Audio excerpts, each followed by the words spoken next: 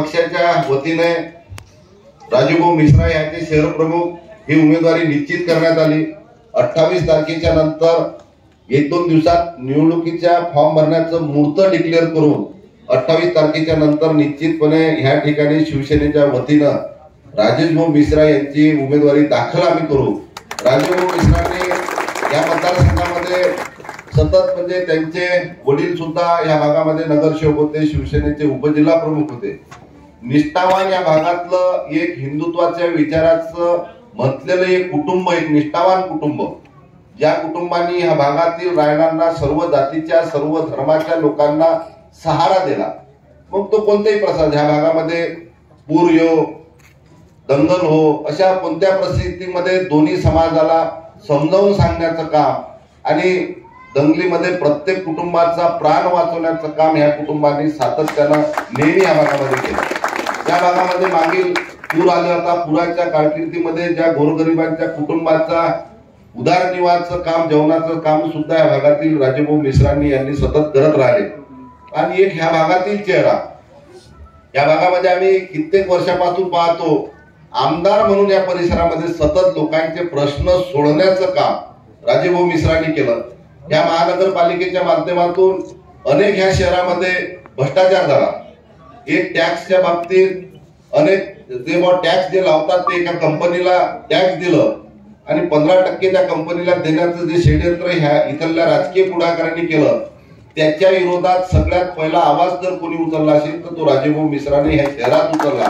कारण की गोरगरिबांना त्याची झळ पोचली नाही पाहिजे, गोरगरिबांचा टॅक्स वाढला नाही पाहिजे, म्हणून राजेभाऊंनी त्याच्या संदर्भात एक आवाज आणि एक चांगल्या पद्धतीने आंदोलन केलं। निश्चितपणे असा एक आवाज जो महानगरपालिकेमध्ये जो आवाज ह्या मराठी माणसासाठी दुमते, ह्या हिंदुत्वासाठी दुमते आणि ह्या इथल्या सर्व जनतेसाठी जो आवाज महानगरपालिकेमध्ये आहे, हा आवाज निश्चितपणे विधानसभेमध्ये जर असला तर निश्चितपणे या भागातील प्रश्न निश्चितपणे सुटतील। म्हणून राजेभाऊ मिश्रा यांची उमेदवारी निश्चितपणे या पश्चिम शहरातून विजयी प्राप्त झाल्याशिवाय राहणार नाही। आणि माझी काँग्रेसला सुद्धा विनंती आहे की आपण ह्या जागेवर दावा करू नये, कारण की गेल्या 30 वर्षापासून आपण सतत या ठिकाणी पराभूत होता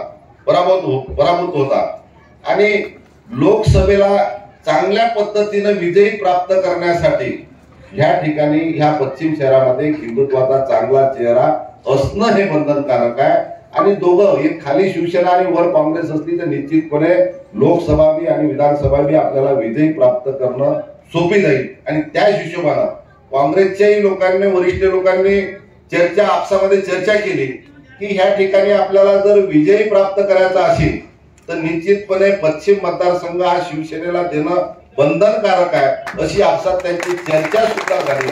आणि चर्चामधून निर्णय सुद्धा झाला की ही पश्चिम मतदारसंघ शिवसेनेला देण्याशिवाय आपली लोकसभेची सीट विजयी प्राप्त होणार नाही, अशी कल्पना सर्व वरिष्ठ लोकांना आल्यानंतरच राजेभाऊ मिश्रा यांचा निर्णय घेण्यात आला।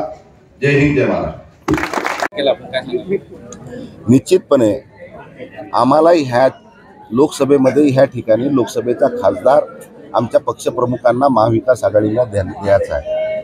महाविकास आघाडीमधून काँग्रेसच्या वाटेवर ही जागा लोकसभेची गेली।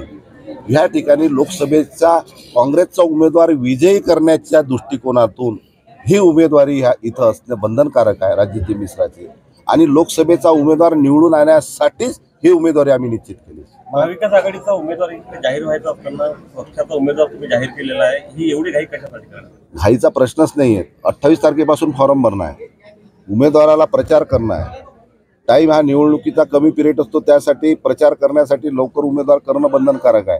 आणि लोकसभा इथं विजयी प्राप्त करायची असेल तर राजेशजी मिश्रा शिवसेना ह्या मतदारसंघात उभं असणं अत्यंत आवश्यक आहे। आम्हाला लोकसभेची काळजी आहे, कारण की आम्हाला लोकसभा इथं विजयी प्राप्त करायचा आहे, त्याच्यासाठी पश्चिम विधानसभा शिवसेनेकडे असणं बंधनकारक आहे। उद्धव ठाकरेंची परवानगी घेऊनच ही उमेदवारी आम्ही पक्षाच्या नेत्यांशी आमची चर्चा झाली, आम्ही पक्षाच्या नेत्यांना, महाविकास आघाडीच्या नेत्यांना सुद्धा की बा ह्या ठिकाणी लोकसभा जर शिवसेनेच्या वाटेला असती तर निश्चितपणे ह्या ठिकाणी पश्चिमला विधानसभा आम्हीच काँग्रेसला सोडली असती, परंतु ही लोकसभा काँग्रेसला गेली आणि काँग्रेस सातत्यानं काँग्रेसला भाजपचे 2.5 लाख हिंदुत्वाचे मतं तोडा लागतात।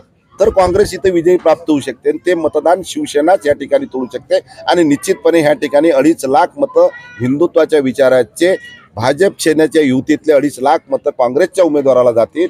परंतु ते सोयीस्कररित्या आपल्याला केव्हा जाईल, ज्या ठिकाणी एक चांगला हिंदुत्वाचा विचाराचा चेहरा या पश्चिम शहरामध्ये असलं तर निश्चितपणे आपल्याला लोकसभेला विजय प्राप्त करण्यासाठी सोयीस्कर जाईल. चर्चा झाली, तुम्ही म्हणता परवानगी झाली का महाविकास आघाडी? सर्व गोष्टी मी ह्या ठिकाणी तुम्हाला